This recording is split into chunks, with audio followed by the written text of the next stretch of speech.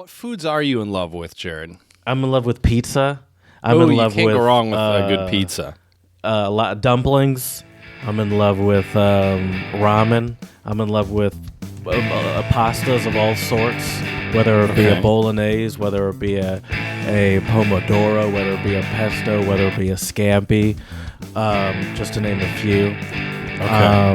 I'm a big fan of a risotto. I like risotto, like the Italian rice. Those are some foods I love. I'm a little sad you didn't mention beer in there anywhere, but then again, Beer's that isn't not a food. So I guess we can let that one slide, Jared. Oh, what other foods I love? Slide. Tequila, Xanax. Exactly. Exactly. Well, it's good to be back. Good to see you again, buddy. That's for sure. Dude. Yeah, man. Happy Sunday. Just a couple more Sundays away from chilling back together again in person. I'm looking forward to it. Yeah. For those people listening this as soon as it has hit the airwaves, your boy, don't worry, knows that he has. Your boy meaning me. I didn't mean to switch to third person like this. Your boy, I know that I have my vaccine appointment this afternoon at 1:55 or 1:50. There you go. I'll be there. You better be. I listen to the podcast as soon as it comes out every morning, so I didn't even put a calendar reminder. This is the reminder. There you go. Who needs calendar reminders no when way you I have the won't listen to this. untranslatable podcast, First thing Monday morning, so I'm like, oh yeah, that's right. Or first That's thing for Thursday sure. morning.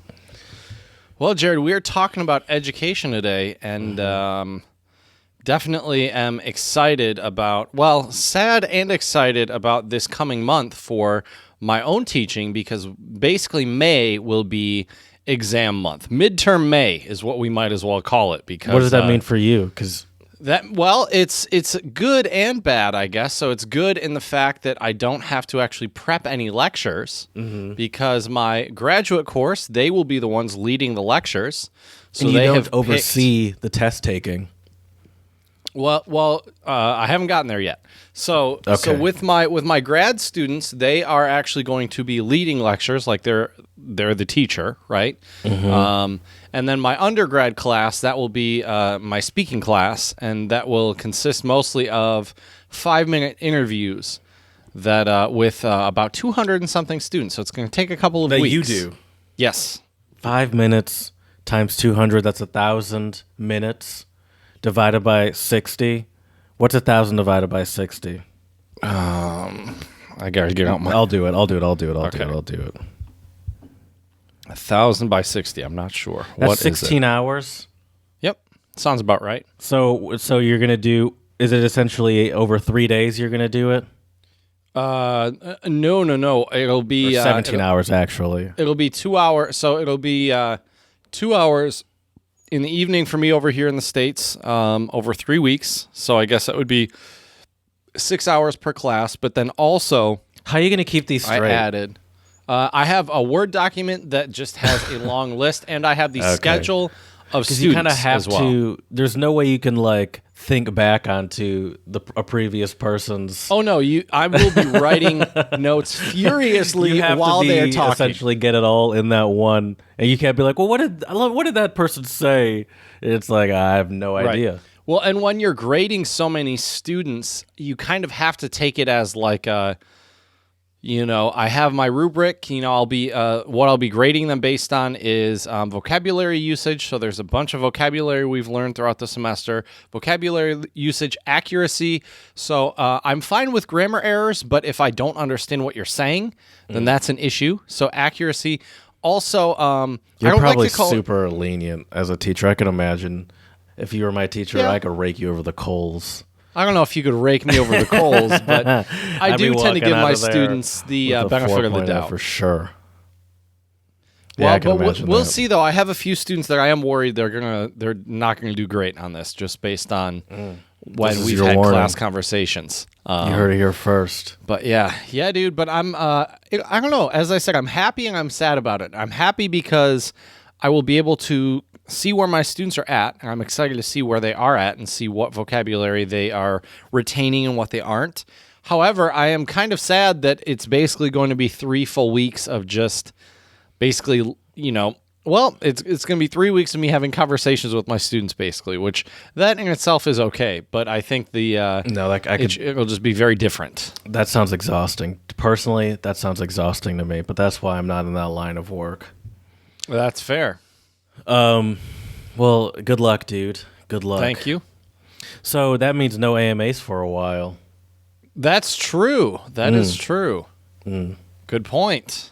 But let's, speaking of AMAs, do we want to talk about a couple of them? Speaking of which, what a weird coincidence that I just brought that up. I know, right? So I still have been doing the Ask Me Anything with a lot of my, well, not with a lot, with all of my freshman students. And every week we have specific vocabulary terms related to the chapter. And so instead of just giving them all the freedom and flexibility to ask me whatever, I now will use these vocabulary words in your questions, right? So so last week we were talking about expressing wants and needs. Actually, yes, should was one of the words, Jared. Yeah. Did you say was it passive verbs or something or participles or something? No, but modal verbs is what we talked about last time. Modal verbs. But yeah, so should was in there, could, would. Last week, actually, we talked about wants and needs. And I will tell you what, man, I got some very philosophical messages from my students because I asked them, I said, in your opinion, what's the difference between wanting something and needing something? And one thing that I had students in numerous classes answer, which I found was interesting. I've never thought about it this way, but it was interesting to think about, was the idea that they viewed, let me think about it here, they viewed wanting is something active, and needing, or active or positive. Needing is something passive or negative. And the reason why I was curious when my students said this, so I asked them. I probed and wanted to hear more about what they had to say. And so they said the reason why wanting is associated with positive is because a lot of times if you want something, you have, not always, but most of the time, if you want something, you have to work for it, right? It's something it could be a material possession, it could be a job, it could be a certain lifestyle. There's lots of different things you can want in life, right? So you have to kind of take more of an active role, and generally, not always, but generally, if you get something you want, there's like a positive reaction, right?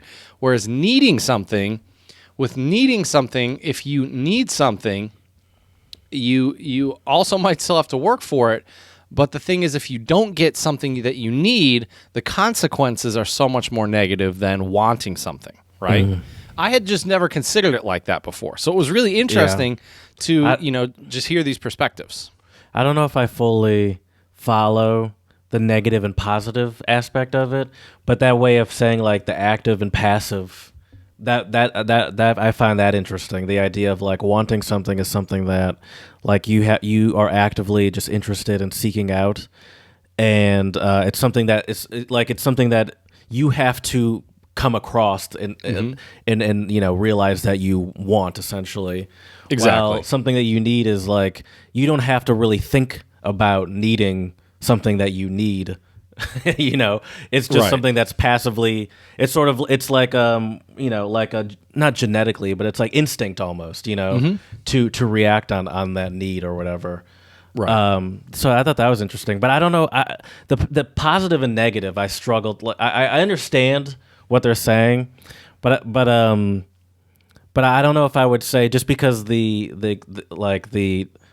if you don't fulfill the needs, it could be a lot more catastrophic. I don't know if I'd say that as a negative thing though.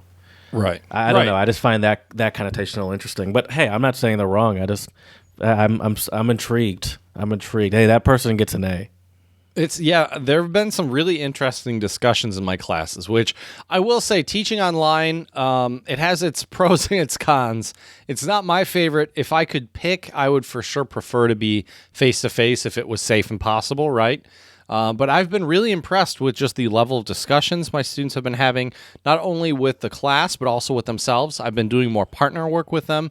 The only negative thing about online teaching, Jared, is with partner work, it's all based on trust and respect. Like, I have no way of, I could have them turn their cameras on, I guess, but a lot of them, and we'll be talking about this later in today's episode, speaking of barriers of education, but a lot of them don't have good enough internet access or internet speed or bandwidth, really, to turn on their camera and not have a bunch of other problems arise. So it's tricky. When I say, all right, you have 5 minutes to discuss with a partner, they could just be sitting there eating their breakfast, not doing anything, reading a Chinese comic book or something, and I would have no way to control it. The only way I quote unquote control it is after the time is up. Then I ask students, okay, who did you speak with? What did you talk about? So and then you cross-examine, you ask the other person, and they say something completely different. Exactly. And then I boot them out of the online meeting. Like, gotcha. Exactly.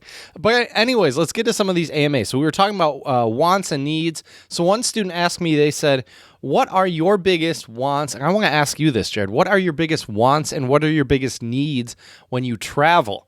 And I thought about that and I was like, that's a good question. Yeah, I was like, that's a really good question. So what are your thoughts, Jared? What are your wants and what are your needs when you travel? Wants and needs. Start with the needs first. I think it's easier to start with the needs. Well, that's tough because it depends on where I'm going, Like, we'll say international travel. Sure, that's still pretty generic. That's still pretty.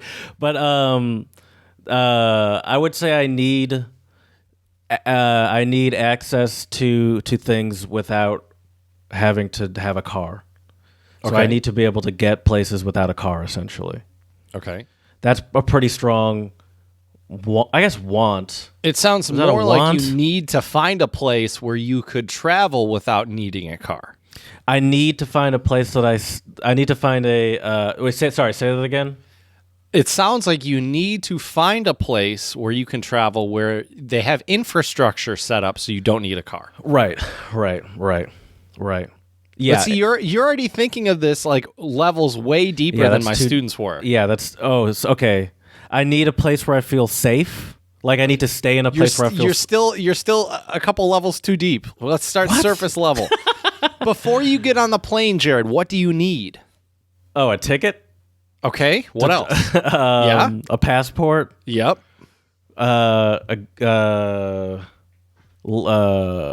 Guess what else my students all said? I don't even know. I'm too deep for So they these said children. passport or ID card. That was another thing my students said. Okay. Then the top two answers after that were smartphone. Okay, that's because in China very you literal. do really need a smartphone. I mean, you kind of do anywhere to travel. Let's be honest. Right. And then they also said a water bottle. Very common in China to see people carrying around a water bottle with them. Yeah. But you're right. They were taking this more at the literal level. That's what you need. But that's what they would need. Those things that they just said, they'd need for any day of the week, not just traveling. That's true. Like, do they ever leave the house without any of those things that they just named? Well, probably not. I don't know if they always leave with their ID.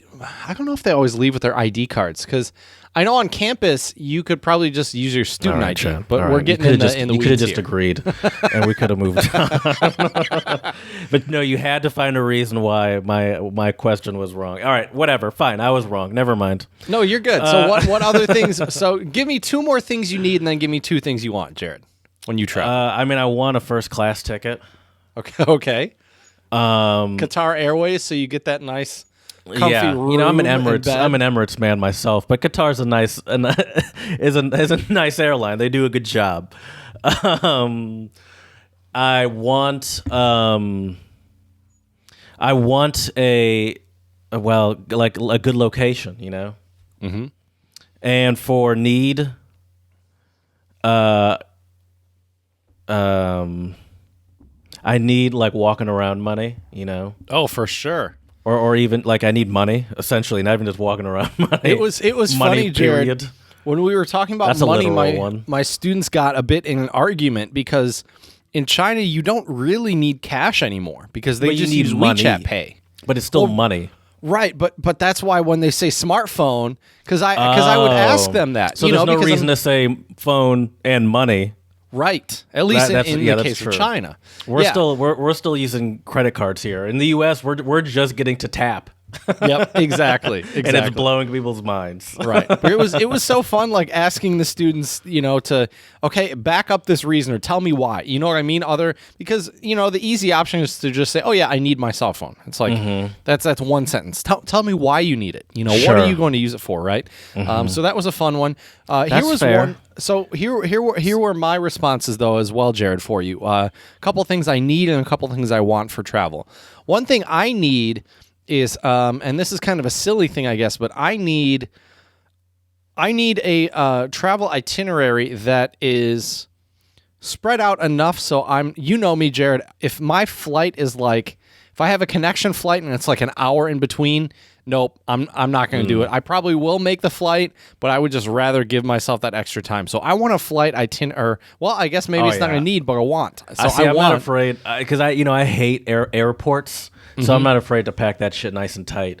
When I told you when I was in when I came back from Berlin when we did our trip a couple of years ago, I was not sprinting. I don't sprint through airports, but I did have to give a healthy jog to catch my flight in Heathrow because I was like, an hour and a half is enough. Come on, and I forgot Heathrow is bigger than most average size cities. And I was like, oh shit, this is a lot farther than I was expecting.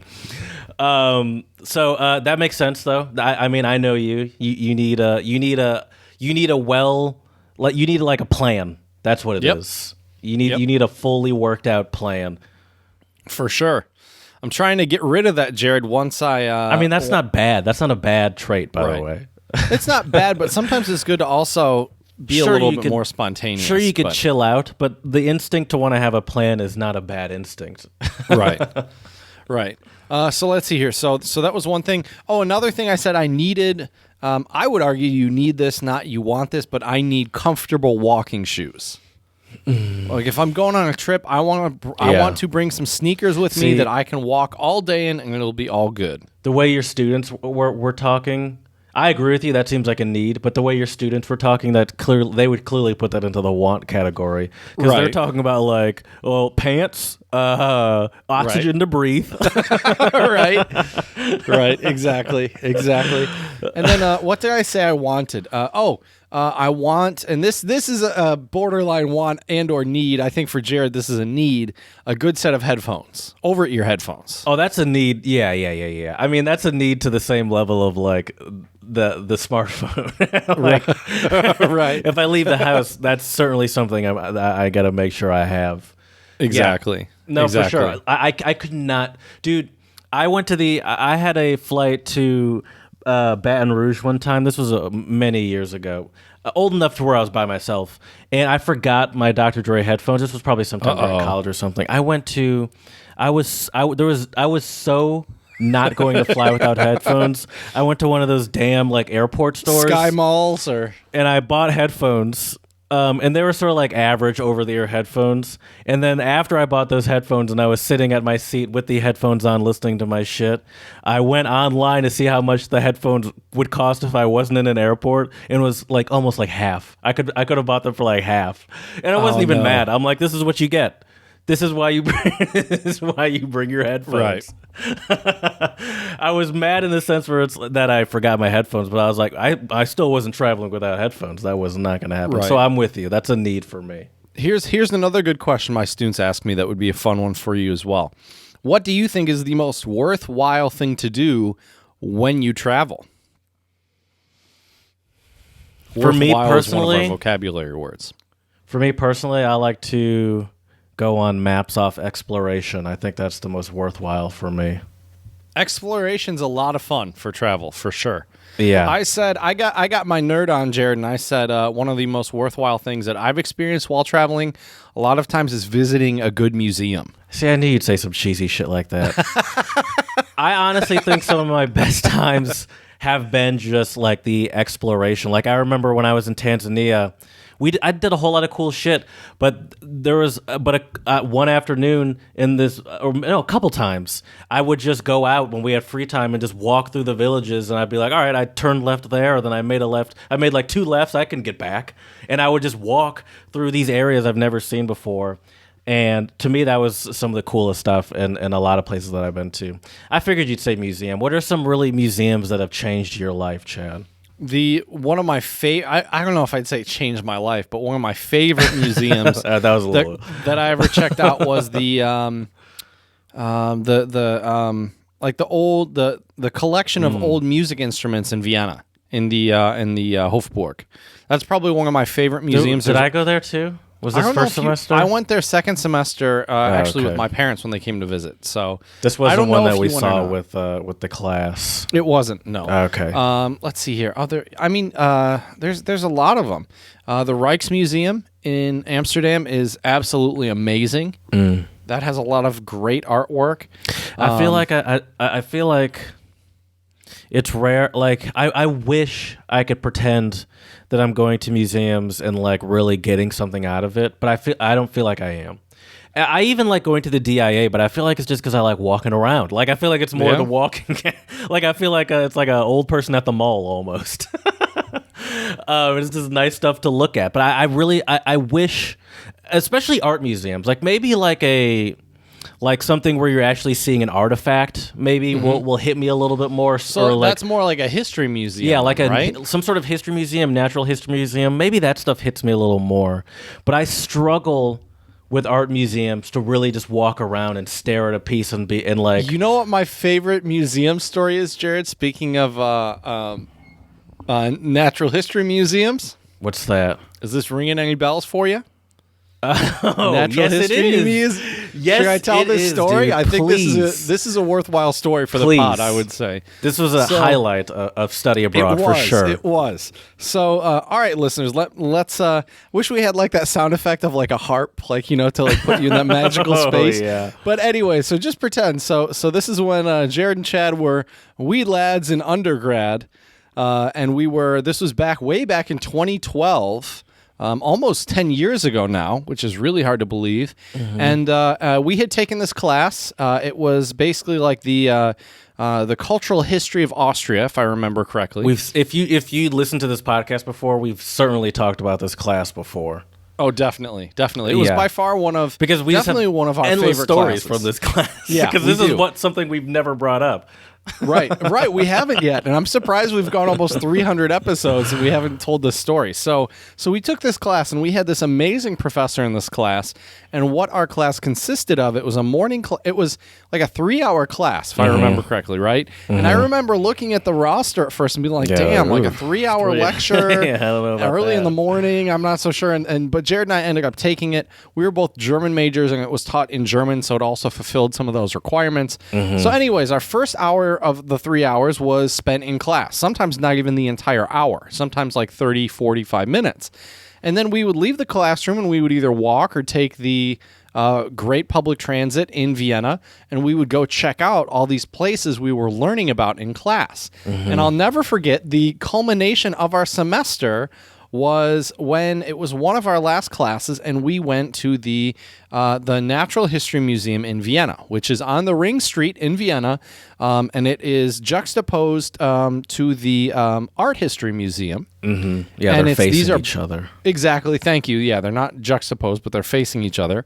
And it's anyways, just the outside of these buildings are gorgeous. So we go in there, and I guess maybe I should preface before this though. Yeah, because you haven't even got to why would you even be in the situation? Right. So to preface that, I would say that I had a pretty decent relationship with that professor. We talked Sure. a lot, Yeah. chit-chatted during our walks to different places.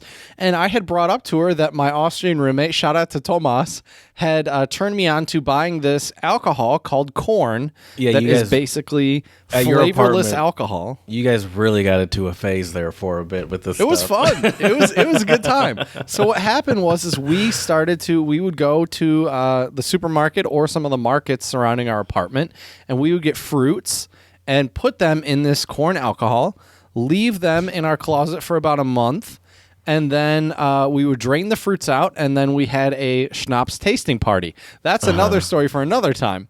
Yeah. But anyways, so I had told our professor about, I'm making my own schnapps. But I explained to her that it's not like I'm actually branding the schnapps. I'm not actually, creating the alcohol itself. I'm buying the alcohol and then basically flavoring it. And she said, "Oh, what fruits, what flavors do you have?" And one of my favorite ones was like a strawberry mixed with cherry. And I told her, she said, "Oh, that sounds delicious. How about you bring it with you for our last class so we can all try some." So we go into the Natural History Museum. Wait, so can I ask you a question? Yeah. So she said bring it to the last class, and it was sort of just left at that. And you knew we were going to the museum where you're like, how am I supposed to bring... Were you thinking, should I bring this bottle? Like, is she serious? Should I bring this bottle to a museum? What was your plan as far as you knowing that we were going somewhere? So remember, Jared, I had my handy-dandy leather jacket with me.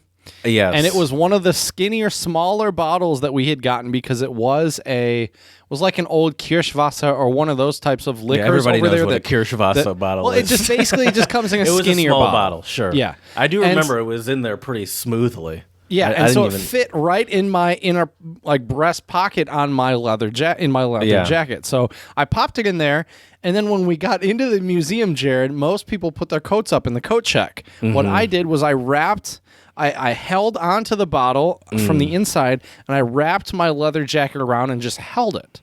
So I was walking around basically with my arms crossed and my leather jacket and my homemade schnapps throughout this amazing museum, and it was our first time in that museum. And our teacher got us the VIP tour, bro. Yep. We went to places I don't think everyone's allowed to go, if I'm not mistaken. We went to the roof.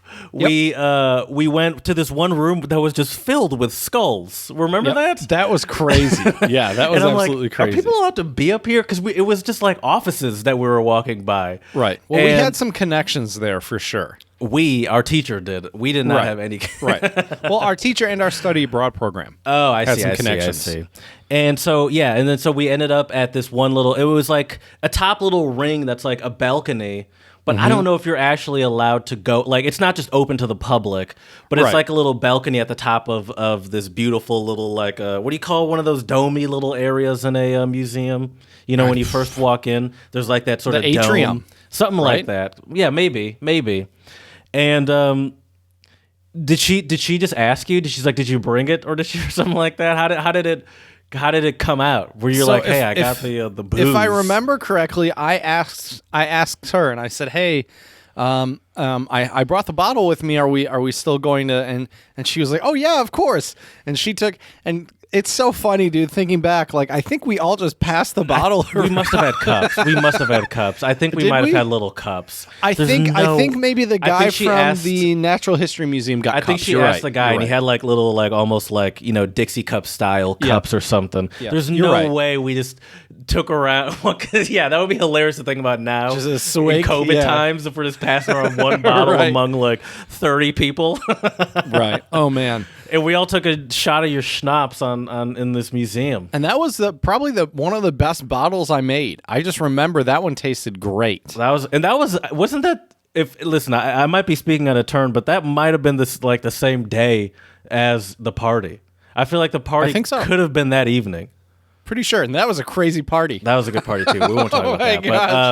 But, oh, that was wild. But yeah, that was by far though just that view from the roof and looking out at everything. That was probably one of the most worthwhile experiences we had in Vienna. That was amazing.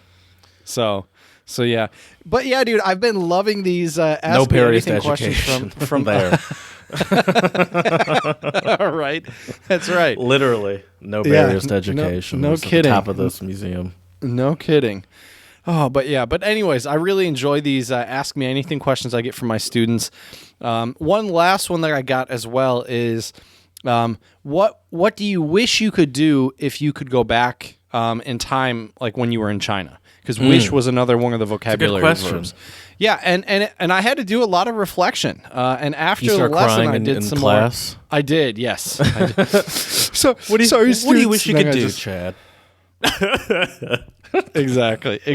I'm sorry. Well, the first thing that I told my students, though, I wish, as much as I did travel, I wish I would have traveled even more.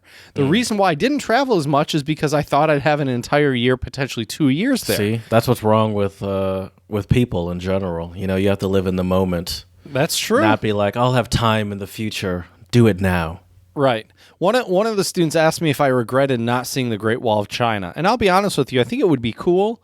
But I actually regret more so, like, there were a couple cities I did visit, and because I visited those cities for work, I didn't have time to really check them out. Isn't the Great Wall of China kind of out of the way? Like, it's not really close to anything, is it? It depends where you live. It depends where you live. And I know they have a bunch of tour buses from Beijing, and I think it's like a 3-hour bus ride or so to get there. So, yeah, I mean, it's not... if you go there, it's like a day trip, usually. Yeah, and it's super crowded, and I don't know. Yeah. I mean, it feels like the Eiffel Tower or what is it, the St. Charles Bridge in Prague. It's like these are obviously very cool things, but it's like there are a lot of cool things I could do where I'm not in just a hyper tourist trap. You know, right? Because just the vibe of the hyper tourist trap is sometimes not. Honestly, sometimes being around tourists is the worst part. You know? Oh, for sure. Yeah. Especially if they're not well-behaved tourists. Yeah. Yeah, that's very true.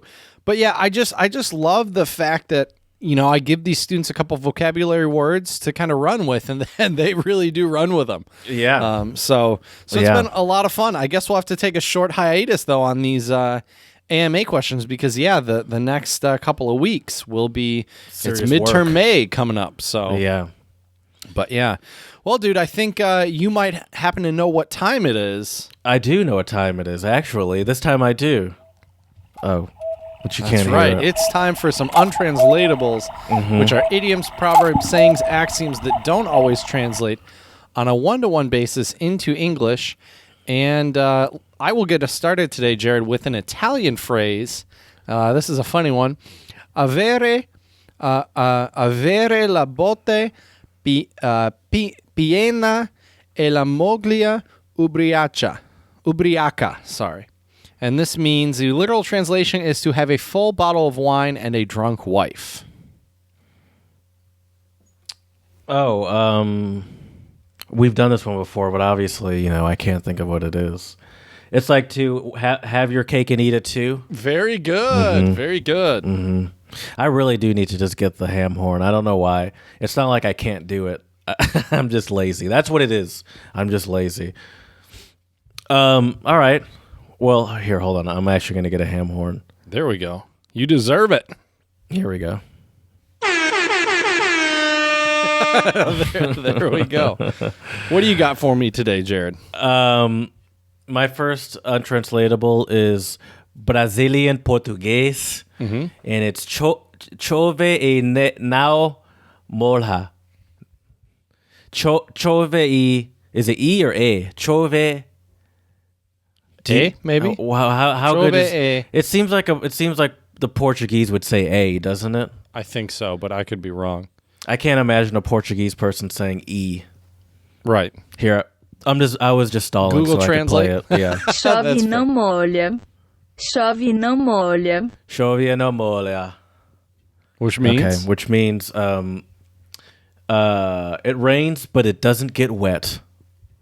That sounds like something like they'd say in an action movie before you get shot in the face. It It's rains, like pouring but it doesn't down get rain wet. outside. You're like, it rains, but it never gets wet. I'm assuming that's not what it actually means, though.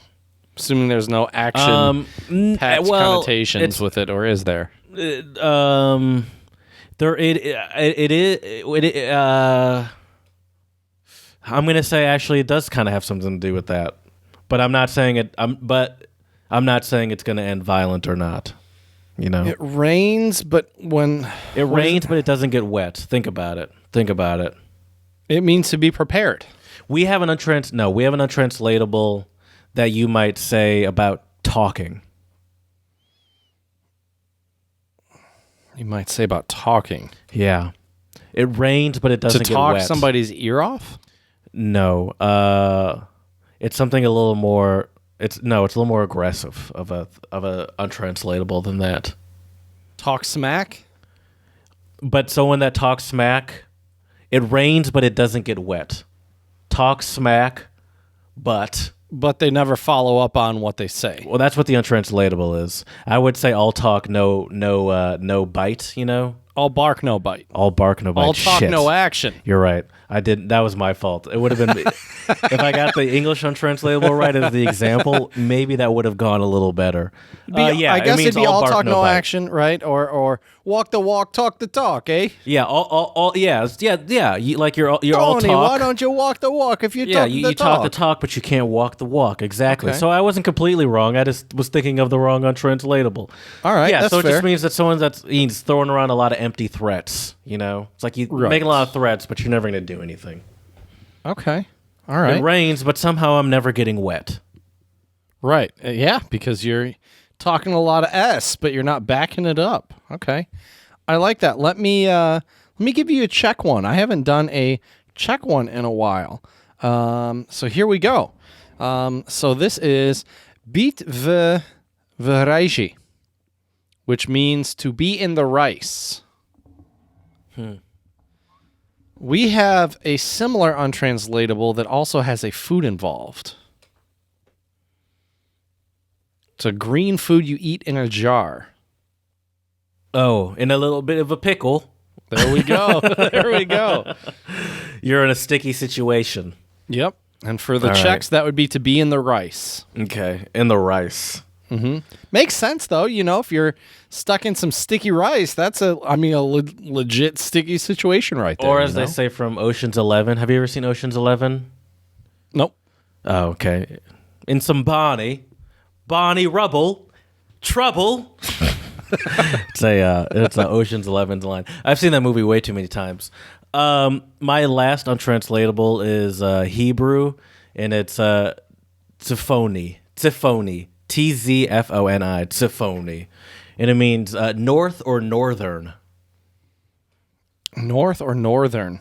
Now, I would actually say this is not like an American untranslatable or anything, but I would say that there's a similar sort of stereotype or connotation here when you think of north or northerners. Someone who's cold? Are you saying what do you mean cold because of the weather? Sure. No. I mean, isn't like the stereotype for a lot of places like people in the north are a little bit colder, whereas people in the south are a little bit friendlier. Have you never heard that Okay. before? Yeah, I've heard that. I've heard that. I didn't, but I was confused if you were like conflating the fact that it was cold in the north and saying that people are cold, or you're saying that people's like personality wise were colder. I was just Right. confused on what you meant. That's say not what both, I I mean, guess. though. You know what? The connotation I'm thinking of is more of like almost more, I would say, associated with politics almost. No, see, that's not gonna. Is the north, are they more liberal? And what do you call what do they call some of the liberals that are like on maybe the coast? Maybe? Hipsters? Oh my gosh, the snobby rich person. A north or Oh, northern okay. is someone that's snobby or rich. I was thinking like a coastal elite. Is the Okay. sort of thing I was leaning towards. But yeah, it's apparently, and I think just in general, the North here in the U.S. as well is considered like kind of snobs when they, especially in the way that they talk about Southerners. I think Yeah. Northerners are super ignorant about it and kind of snobby about the North in comparison. That's fair. That's fair. Well, Jared, let me give you one more Czech untranslatable for today. I thought this one would be a good one. It is snídani na vidličku, which means breakfast on a fork.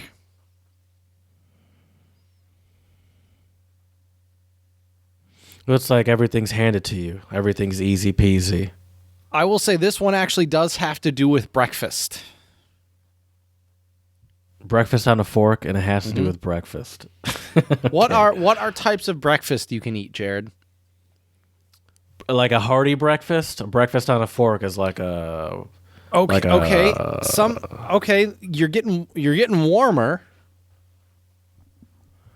Breakfast on a fork, a sit-down breakfast. Like a big old sit-down. So if you get a sit-down breakfast, what Eggs. What? Pancakes. Yes, all of these foods you eat them. How are they usually served? Hot foods. Hot breakfast. There we go. Hot breakfast. Okay. Well, breakfast with a fork is what it is? Yep, that's what they call like hot a hot breakfast. Okay.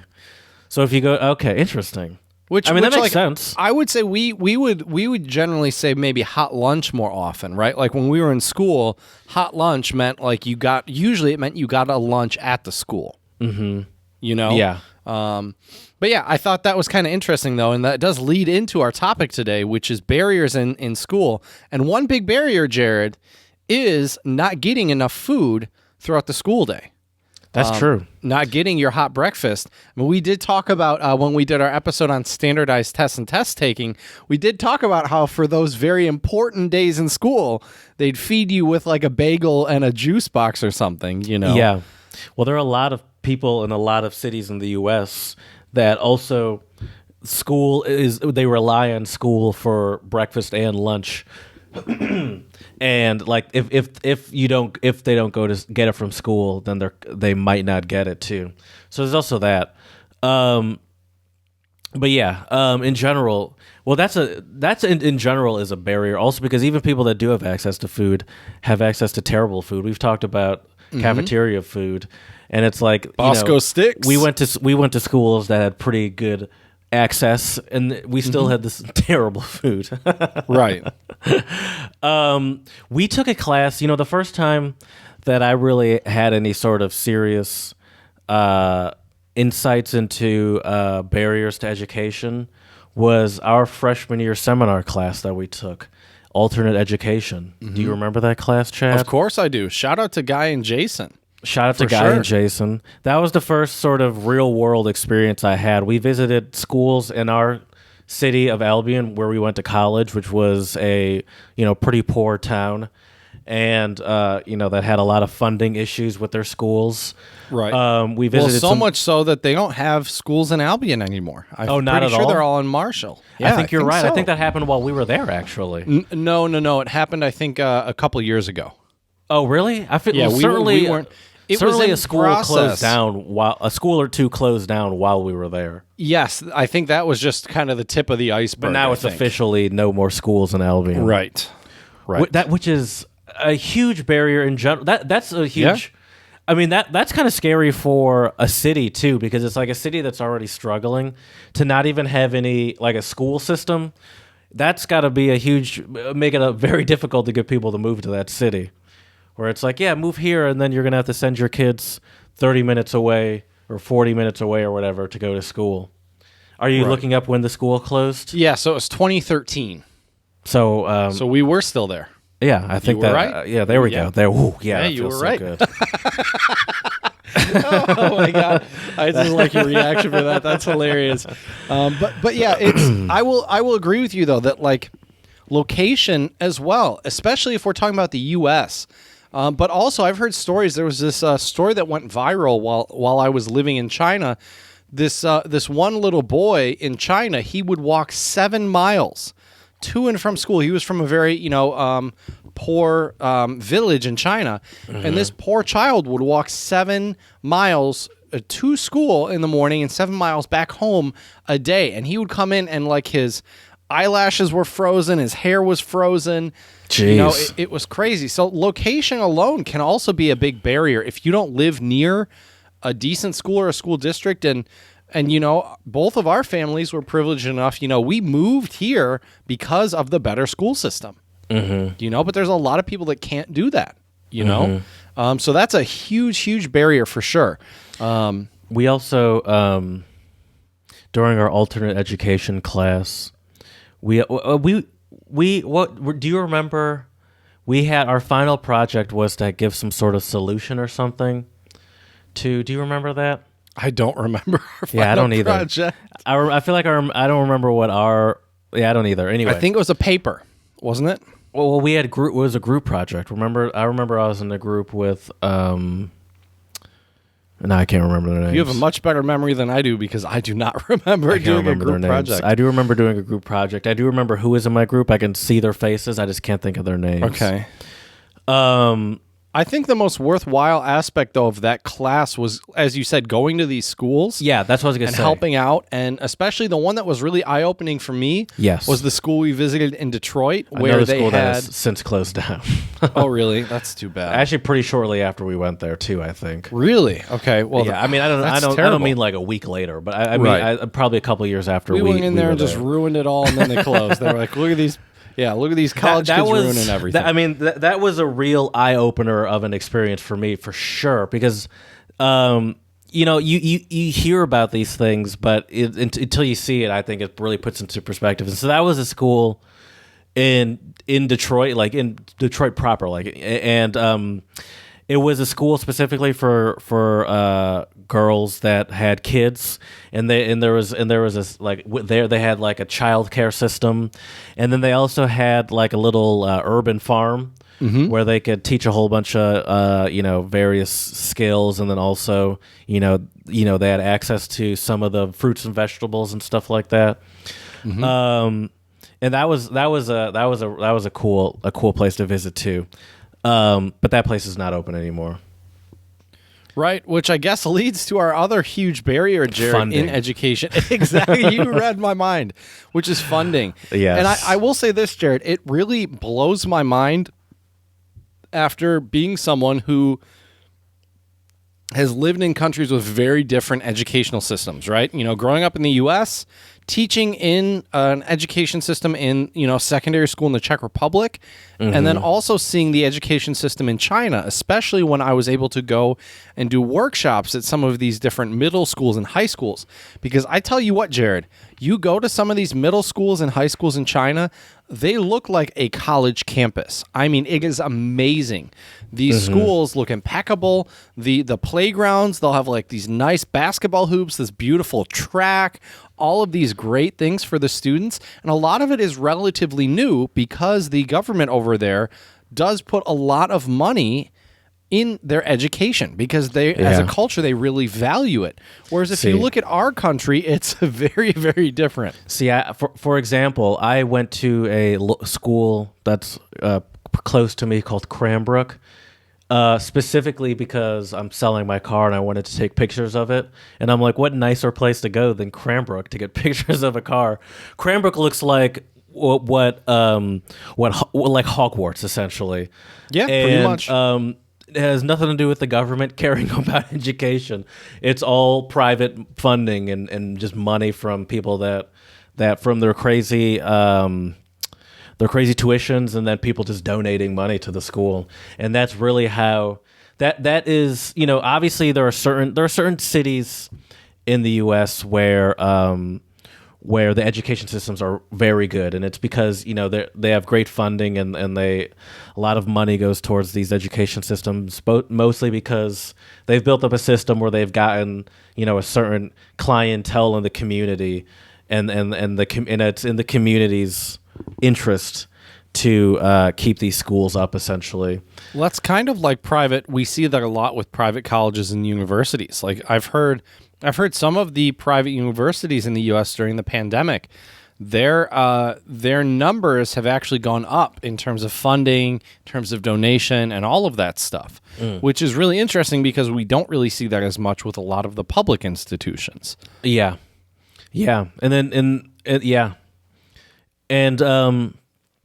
have you ever, because then you go to obviously some of the poor cities and it's sort of the opposite. The education system seems to be one of the earlier places where people are like, oh, we need to take money out of the system, so we'll go to the education system. Right. And they always cut sports and art and music usually. Right. That's always where they start. Yeah. No more theater classes. No more band. Right. Exactly. Have you ever, in any of your grad school or undergrad I guess in undergrad you never really focused on teaching, but any of your like classes, did you ever learn about like the politics of education and like the access to education? Yes and no. So It was kind of sprinkled in some of my coursework. So one of my classes, we did a class on assessment. So basically, long story short, a lot of that class was just about how to write a correct test and have an idea of you're actually testing what you need to be testing for, right? But one of the things that we learned through that class was that a lot of the policies for testing, a lot of times, and we've discussed this on the podcast, especially during our standardized test episode, a lot of those questions are written to certain demographics of people, which, I mean, you could certainly argue is definitely politically motivated. Sure. So that was one way and we talked also about it's it. ignorant too, because it's Right. just like, well, what do you mean you don't get it? You know? Right. And then another thing that we discussed a lot was just lack of funding for support for students who are English language learning students. So, not all students that you see in the U.S. were born and raised here. So, if you move here, both of my sisters were born in Germany. My oldest sister, Denise, according to my dad at least, she went into kindergarten not knowing a word of English. And then after about a couple months of her being in kindergarten, she could speak English more or less pretty fluently. But, for a lot of kids, it doesn't always come that easy. And especially if you come to school later, like if you're 11 or 12 or 13, I think when you're so young, when you're like 5 or 6, it's a little bit different. Yeah, I think that's the perks of being young too. Right. Well, and plus Pretty when you're 5 malleable. or 6 in kindergarten, you're learning those basic skills anyways. You're learning how to write. You're and, learning like- how to read. Like she's fluent in German at that time, but it's not like she is good. It's like she's not even good at the German that she knows. 'Cause Right, she's because 5 it's or all whatever. spoken. Right, And she's a exactly. child. Exactly. So it's probably not that hard to just switch over it. Right, but that was one thing we did discuss quite a bit in my graduate program for my TESOL masters, because it's a big issue. That the first issue is that we don't have enough training for your average teacher to be able to accommodate these students. But the other issue as well is most schools don't want to spend the extra money to hire someone to have on campus full time who helps with all of the English language learning students. But once again, this just goes back to funding can be a huge barrier, or lack of funding can be such a gigantic barrier in so many ways, because if you don't have enough funding, you might not have up-to-date textbooks, which can be a huge issue. You might not have up-to-date technology in your classrooms, right? So if you're still using the old overhead projector that Jared and I had that they would, The cart TV in. on the cart with the strap on it. Exactly. Whereas then you go to some other schools and they have these super nice smart Dude. boards where you can, write your math equations on the board and click a button and it will email that image to all of What? your students. You've never heard of? Oh, there's all I've sorts heard of of crazy. like a smart board. I didn't know they did that. I mean, they probably can't do that, but I Oh. know you can save the image. Of I your, didn't even of know your that you could do smart that. board. Yeah, I Oh, yeah. remember when I was a kid, one of the top sort of rich kid schools was always Country Day, and Country Day was a school that I always wished my parents would send me to, only because from middle school on, they every student was provided with a laptop. Oh, nice. But this is a private school. The tuition probably could buy you. Couple laptops. Yeah, 40 laptops. Right. I would have loved if that was your parents' response. Like, Mom, Dad, can I go to Country Day? No, we will buy you 39 laptops. We could buy a mid-sized luxury sedan with this tuition money. No, but that to me that was always just the coolest, the coolest thing. But obviously, I was a freaking child. I didn't know anything. I mean, it is cool, I guess. It still is Right. cool, but it's just like the just to even think that was possible kind of blew my mind. Or it's like, oh wait, this is possible. Right. People But can just have a laptop. Like children can just have laptops. You know what's crazy about that, though, Jared, is that for a lot of schools where they don't have that kind of funding, where you don't get your own laptop, the issue with that as well is that barrier becomes a further barrier later in life, because if you grow up in a system where you don't even really and I know I might sound crazy or maybe even sound a bit antiquated here, but there are still plenty of schools where kids don't have access to technology like most that you would think of, right? So what happens is if these kids grow up without access to computers and the internet and everything else, there's going to be a lot of skills that they just won't be able to develop. So then when they get into middle school, high school, college, when they need to do more stuff with that, they might not have those skills just You're yet. constantly starting behind a little bit. Yeah, And exactly. I agree with you 100%. You know what? When you brought that up, that's something I never thought of. But when you brought that up, well, I did think of it. That's not true. I mean, it's kind of, but what I never thought of was the fact that, like, for my first job was in finance, and so it required a pretty high level of Excel expertise. And I just imagine, like, even if you just started using computers at like from childhood, like all these shortcuts that you might learn along the way, you could have down by the time someone's just starting to even figure out what some of these programs are. Right. And even just something as simple as like your Excel knowledge just by an extra decade on top of another person of just like Windows knowledge or whatever could make a Right. huge difference. Oh, for sure.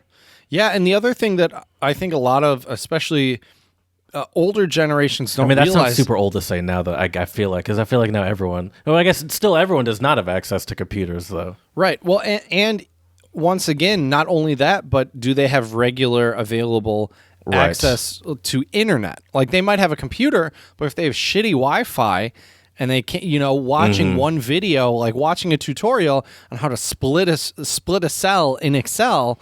That you can't end up watching because it keeps buffering after 30 seconds. There are all these little tiny things I think that add up, and a lot of this unfortunately does have to do with poverty as well, right? So if you're in a poor area, especially in the U.S., a lot of those schools, they're very underfunded for numerous reasons, right? They might not do great on the standardized tests, which is one metric for funding.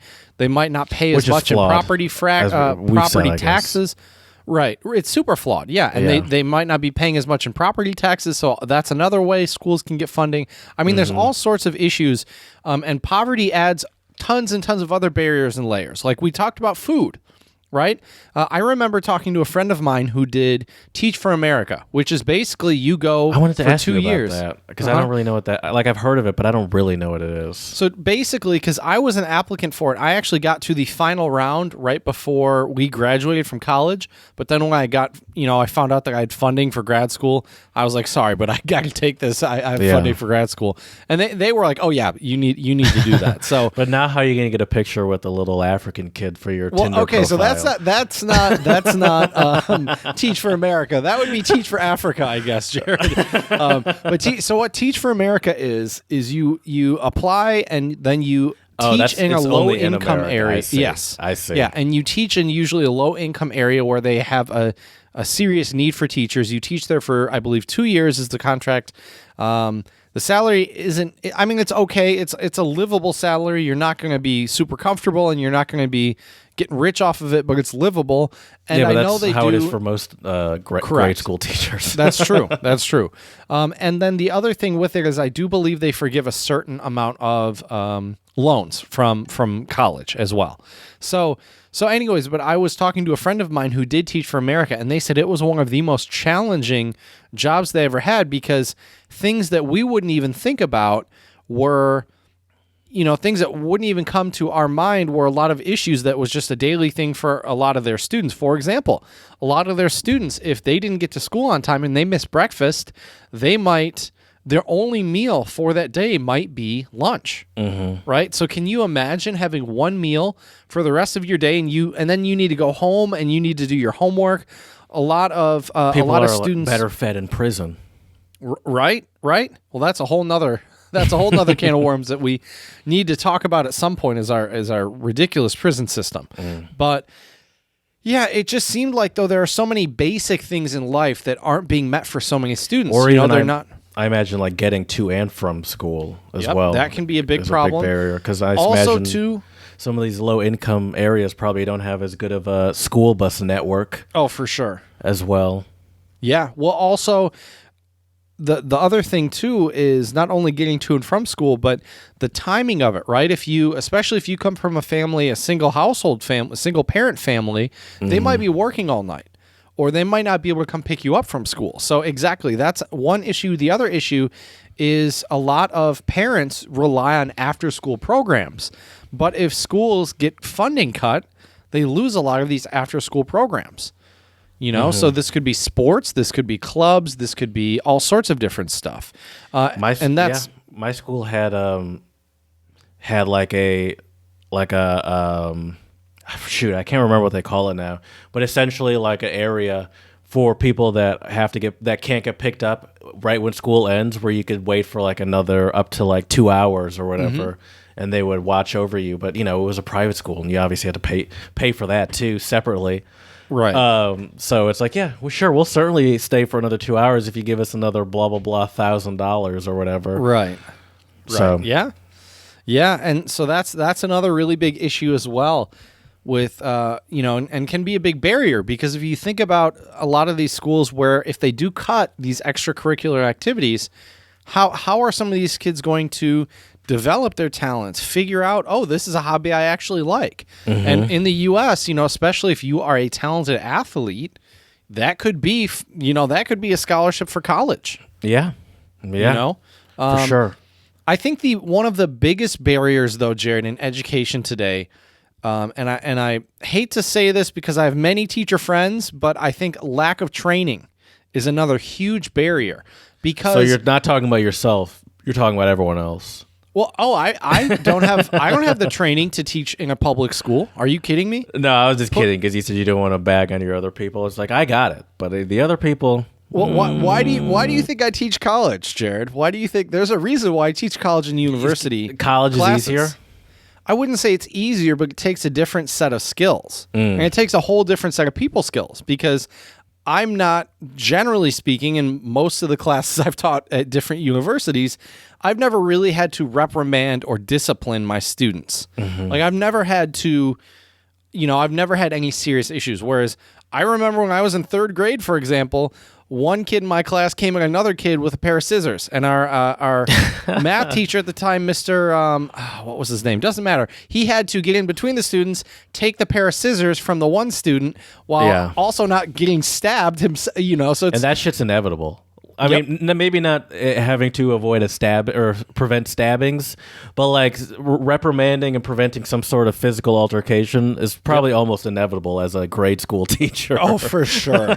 For sure, without a doubt. But I just think there's also the other issue too with the training component is we have a lot of, we do have, education programs where you can get a bachelor's of education, and they do have some training and stuff like that. But at the same time, I wonder, are teachers being trained in the appropriate ways? Are they, and then after you've been teaching for a while, you have to keep up with your teaching credentials.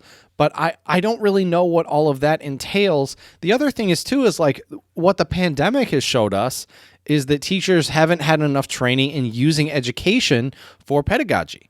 I mean, using I know education for pedagogy. Using technology in an educational manner. Because when you teach face to face, it's very different than teaching online, right? So there's a lot of issues. And the other sad thing that I've heard and I've read many articles about throughout this entire pandemic is, and I think some of it's because teachers are burnt out. Not that I'm saying this behavior is appropriate, but a lot of teachers are burnt out, and I've seen videos of teachers snapping at their students on Zoom. Like, I read this article about this little girl. She was in, I think, second or third grade on her Zoom class, and she went to go plug in her laptop, so she turned to grab the charger to plug it in, and her teacher snapped at her and said, "You need to face forward at all times during my lesson." And the teacher didn't realize that the mom was working from home, and the mom heard her. And the mom said, "It's okay, honey. Just let your laptop die. It's okay." And so and then the teacher realized, like, oh shit, I made a mistake. And so the teacher apologized to the student. But once again, I've had some moments in my teaching where I got really frustrated at the technology and I almost snapped at one of my students, but it wasn't my student's fault. So you need to learn how to, and that takes practice. The only reason why I think I was able to not snap at my student is because I work with faculty on a daily basis where I'm like, no, you got to click here. No, you got to, you know what I mean? So I've developed more of a patience with technology. Yeah. Which is good because you're going to have to probably use that ability not to snap over the next however many weeks, 3 weeks, you said, when you have to do all these little test thingies you got to do for your midterms. Yep, exactly. So, but yeah, I think, there's so many aspects that, and I will say, I think being a good teacher is one of the most difficult jobs in the world because you have, and I'm not saying this because I'm a teacher myself. I'm saying this because there's just so many things you need to be aware of as a teacher. You have many students. You have to always try to do your best to meet them at their level and push them in a healthy way, right? You want them to impress. You want them to improve and progress. I had those two words and I combined them. You want them to improve and progress, and and a good teacher knows how, I think, to challenge their students, but challenge them in a way that isn't demeaning. It doesn't make them feel small or intimidated. It's a way to get your students to think a little bit harder and to push the envelope a little bit, and that's really hard to do. And I'm still learning a lot of these things as well. So it's not like I have it down because I certainly don't, Jared. So what are some other barriers that come to mind, Jared, when we think of education? Do you have any more? I do have a couple more. Please, keep going. Number one is just infrastructure. And that does kind of lead to funding. I mean, a lot of this goes back to poverty and funding. Sure, a lot can be solved with money. Right. But just insufficient infrastructure. So a lot of places, like I said, they might not have appropriate tech. Also with technology, though, the other aspect of infrastructure, I had a meeting the other day for work, and this was a really fascinating idea, is that infrastructure is not only the buildings or the stuff, but infrastructure is also the people who run and manage and build all of those things, which is kind of an easy thing to realize. But when my colleague said that to me the other day during a meeting, I was like, that's really, I'd never thought about it that way. We always think of infrastructure like good public transit, and we think of like a really speedy subway system, right? But we don't think about that all stuff those. Doesn't just appear. Right, exactly. And it doesn't work without someone maintaining it or somehow. That's a good point. I never really thought about that too. It's true. You think about the building, but it's like, the building would be in terrible condition if there weren't people constantly keeping it up. Exactly, repairing it, cleaning it, your janitors, all those people. Exactly. Another big barrier as well in education is too much red tape. When a lot of schools nowadays, they can't do a lot of good, like when we used to go on field trips all the time as kids. Nowadays, from what I've heard, it is way, way more difficult just to go on a field trip with your students. Right? And I mean, we did talk about how amazing our field trip to the Natural History Museum in Vienna was, right? So yeah, but we were adults then. But I remember when we were kids. Yeah, I mean, you bring home a piece of paper and it explains what the trip is, when it is, and your parents write your name and sign that. Yeah, you can take my kid here. You, the child, bring that paper back to school, hand it to the teacher, and then you can get on the bus a week from then or 2 weeks from then and go on the trip. Is it more than that now? That's not all it is? I'm sure they can also just send like a DocuSign and do it right virtually. Or send a text message. Yeah, click Reply this link yes if your kid can get on this bus with us. Right. Yeah.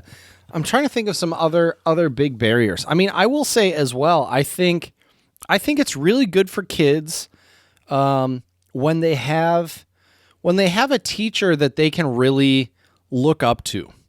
What I mean by this is that if you have teachers who are especially the types of teachers where they show up to school, they do the bare minimum, and then they go home.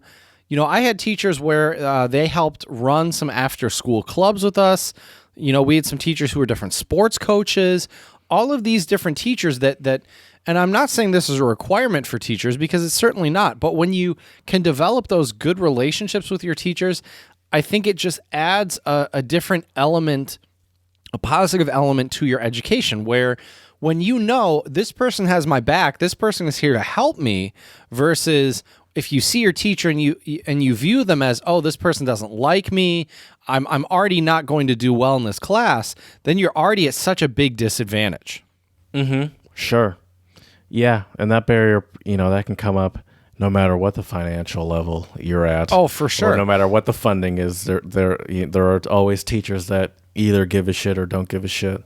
And the teachers who actually gave a shit is the reason why I wanted to become a teacher. That was really one of the main reasons. I had some great teachers throughout my entire, schooling, from primary, secondary, and college. We had and grad school as well. And just being a part of knowing that you are helping people better and better their lives and improve their lives, it's a really powerful thing. I've written about 10 recommendation letters for different students. And I will tell you, Jared, I at least know 3 out of those 10 students of mine have got into those universities where, I wrote them a letter of recommendation. Now, I'm not saying that not a great ratio. I'm not going to lie. Well, 5 of them, they're applying for this year, so they haven't. Oh, okay. So they're still in between. And also, these are universities in China, so I don't know what their timing is. But anyways, I mean, yes, you're right. 3 out of 10 isn't great, but still, if those 3 students were able to go to their dream university, 10, really, because not everyone's even been accepted yet. Right. Hey, if I can get 5 out of 10, 50%, that's not bad. That's not too bad. Yeah, that's not too bad. But when you have teachers really in your corner, if you feel like your teachers aren't there for you or aren't in your corner, I don't know about you, Jared, but the way I always have been as a student is if I don't get along with that teacher, I mean, me, our listeners, if they've been listening for a while, they can tell I'm a pretty agreeable guy for the most part. But I'm the type of person where, like, I had a professor in undergrad. This was the only C I got, Jared, while we were at Albion. I had this teacher in undergrad. They called her Scary Mary. I don't know if you ever had her. Yeah, the English teacher. Yep, and that was the only C I ever got, and the only reason why I got a C, and I should have listened to one of our fraternity brothers. He straight up told me, he said, you need to argue with her during class. He said, if you argue with her, you will get a good grade. I had her too. I don't remember what I got, but I had her too. She always used to wear the hat. Yep. Yeah. Yep. She wasn't that scary. She just was a little grumpy. I didn't think she was that bad. We have maybe clearly Chad had a different opinion. Yep. Well, once again, this maybe was I just one felt of those... bad for her. I'm like, oh, come on. Like I was like, this. It felt because it's like this grumpiness has nothing to do with us. It felt like a personal problems. Not just felt bad. You know? I'm like, I wonder what's going on in there. Yeah, well, yeah. But anyways, my whole point with that story about Scary Mary is that... I forgot about her. Is that because I didn't feel that she was really in my corner, I kind of was like, all right, well, F this class. I'm just going to focus on my other classes. And yeah, I got that. Imagine if it's like that for like 4 out of 5 of your classes, you're not in a good place. You know? For sure. For sure. So yeah, but I think just to kind of circle back and recap what we've said today, obviously poverty and funding, huge, gigantic barriers. Training for teachers is another really, really big one as well. Just like the how do I say this, Jared? Basically, the conditions of your students' lives. So are there the students' well-being? Exactly. Is that being met? Are they having enough meals per day? Do they have a stable household at home? And for a lot of students, unfortunately, they don't, which can be a huge barrier. That's for sure. And unfortunately, I don't think there will be any large changes, Jared, until we collectively as a culture really understand the value of education. I find it so funny, that's Jared. a barrier that we only kind of touched on is the political aspect. That's true. Politics is a huge barrier because that's a gigantic barrier. We said in passing that money is always pulled out of education first, but it's it's a bigger deal than that in the sense that I think that it's just not really like in comparison to, especially in the U.S., in comparison to things relating to police or military. There seems to be Oil. endless amounts of money. Guns. A lot of violent related things there seem to be endless amounts of money for. Yet education seems to be always one of the first places to go to cut funding. And there have been, I'm sure you and your teacher circles have seen all the memes about people complaining about defund the police. Yet there's no problem. Yep. They have no problem defunding a teacher that's already paying for most of their own supplies. There's a funny meme that was like how do you, it was a police officer, it looked like they were like crying or whining. It was like, how do you expect me to do my job if I don't have all my funding, Mm-hmm. And then the next picture was a picture of a teacher kind of smiling, and it was like go ahead, we can do it, or something like that. Hold my assault rifle. Right. Hold my chalkboard eraser and my door jam to stop the mass shooters. Yeah. And speaking of the mass shooter too, the thing about the lack of funding is during for a while there was the talk about supplying teachers with guns in a sense to prevent mass shootings, or not, I guess not prevent it, just sort of stop it before it gets too bad. Right. And it's like, you guys can't even supply them with like notebooks. Yep. Yet now everyone's gonna be not only have a gun, but I imagine you're gonna train them, I hope. Or right. And where's all that money coming from? Exactly. And it's like, how do you just pay them enough to actually teach children before you start trying to figure out how to pay or get pay for guns for teachers? I think at some point, Jared, we need to do a gun episode. At some point. Sure. I think we need to, because there's a lot to be said with a lot of that. But yeah, that was just such a crazy idea as well. Because what do you really expect your math teacher to pull out her Glock and I just shot this kid and took care of the situation. Right. That's also the thing. You're telling a teacher to shoot a child, like maybe even one of their students. Exactly. Yeah. Like if it comes to it, it's like you have to be prepared to shoot your student dead. And it's like, I did not sign up for this. Right. It's like, this is, so. There's certainly a lot of barriers, a lot of barriers in education. And I think collectively, until there's a political turn, I hate to say this, Jared, but I'm a firm believer. I'm a firm believer, and I hate to be negative, but I'm a firm believer that due to the lack of funding and just importance of our own education system in America, my generation, and especially so our generation, the millennials and the Gen Zers, we're going to be screwed. Yeah, our country is on the decline, and there's no sort of indication that the tide is turning. Because you said there needs to be a shift where people start caring about education more. There's been no indication that we've made any sort of progress in that direction, and I don't think we're getting anywhere close to that, to be honest with you. Right. And I think the easy ways we could see this would be better funding for schools and better funding and training and support for teachers as well. The other thing that I think we don't realize as well is that we push this narrative so much about higher education, like you got to go to college, but the other issue is we are going to see a severe shortage for a lot of other jobs that are really important. That, I think, is also, Jared, another barrier, is the fact that most teachers try to sell this idea of going to college, which I think college can be great for a lot of people, but it's not for everyone, and it's not necessary for all careers. You could have a great career and make very good money without having to get a bachelor's degree. Sure. Yeah, that's true. That people say that, and I know that that's true. But I assume, and maybe this is just my own indoctrination, that it's harder to make good money without it, though. I think it can be, certainly. I think the other thing too is there's this allure of getting this fancy job where you don't have to do very much hard manual labor, right? Whereas a lot of the trades, it's harder manual labor. Yeah. Well, let me just give you one example. I was at a bar when I was 23, 24. I went to this old bar in my town in Dexter, and I was talking with an old classmate of mine who is a plumber. and this was 4 or 5 years ago, actually 6 years ago now. And I talked to him back then when I was still in graduate school.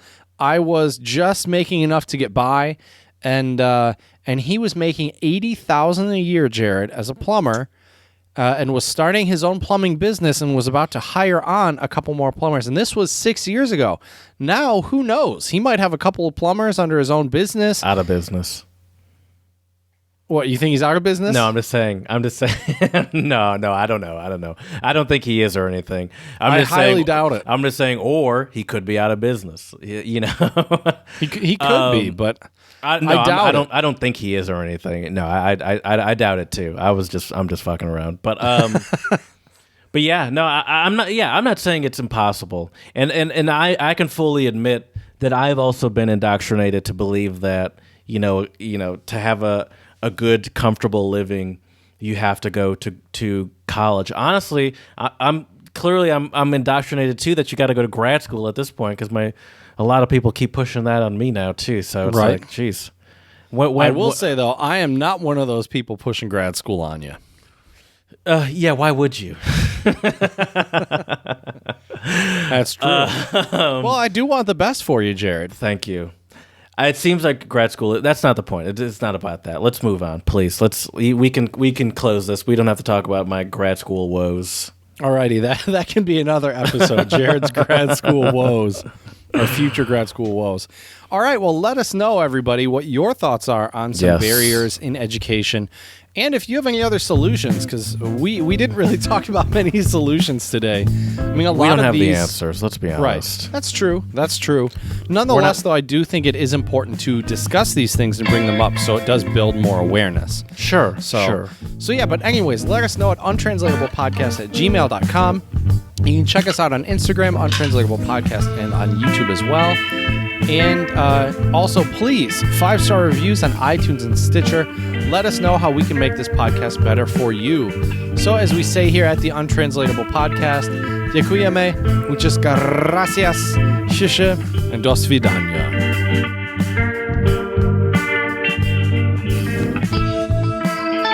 Dude, this song is still is a genuine head bop. It's a good one, dude. Good song. I love it. I need to start writing more music again. I've been so preoccupied trying to get everything in the van, I haven't really spent much time recording any new music lately. Yeah, I hear you.